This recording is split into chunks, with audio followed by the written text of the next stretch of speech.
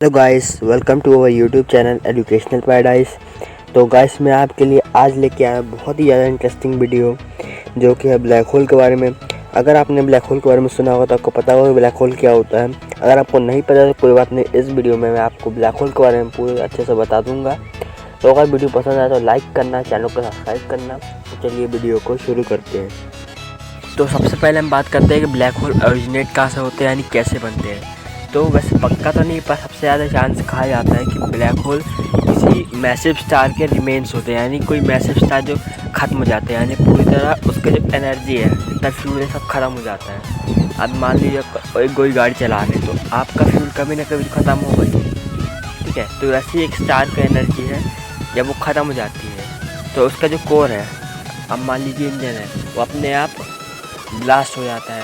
और जब वो ब्लास्ट होता है तो बहुत ही हाई अमाउंट में एनर्जी रिलीज़ करता है, हीट, एनर्जी एंड रेडिएशन। और उस ब्लास्ट को सुपरनोवा या फिर एक्सप्लोडिंग स्टार भी कहते हैं। और उसी ब्लास्ट के बाद बनता है एक सुपरनोवा, उसके जो रिमेन्स रहते हैं उससे बनता है एक ब्लैक होल। तो अब हमने ब्लैक होल के बारे में बात कर लिया कि ब्लैक होल ओरिजिनेट कहाँ से होता है। वैसे पक्का नहीं है, पर कहा जाता है सबसे ज़्यादा इसके हैं। तो अब हम बात करते हैं ब्लैक होल के टाइप्स के।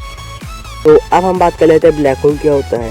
तो black hole is a region of space where gravity field is so powerful that even light can't escape. यानी कि ये है कि एक स्पेस की एक ऐसी जगह है जहाँ पर ग्रेविटी इतनी ज़्यादा है कि लाइट भी नहीं निकल सकती।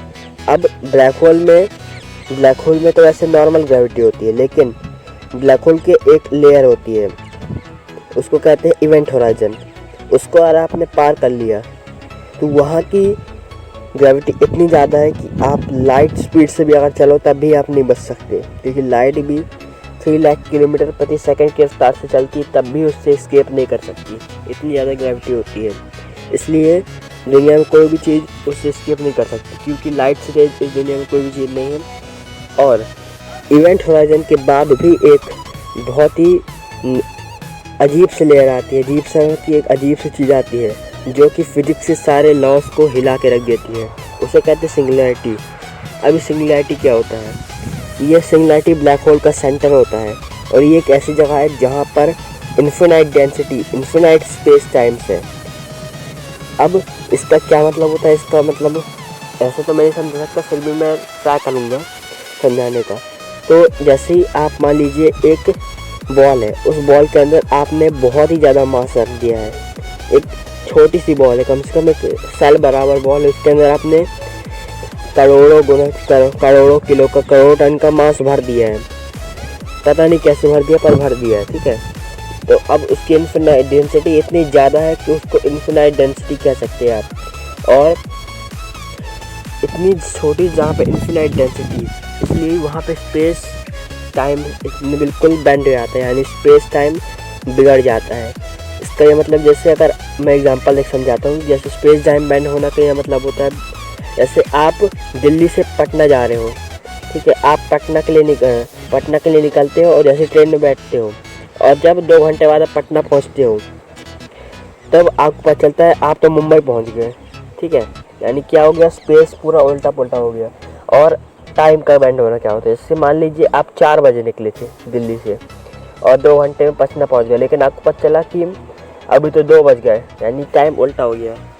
तो ये स्पेस टाइम जब बिगड़ जाता है तो कुछ ऐसा कुछ होता है, वैसे ही वहाँ पे होता है।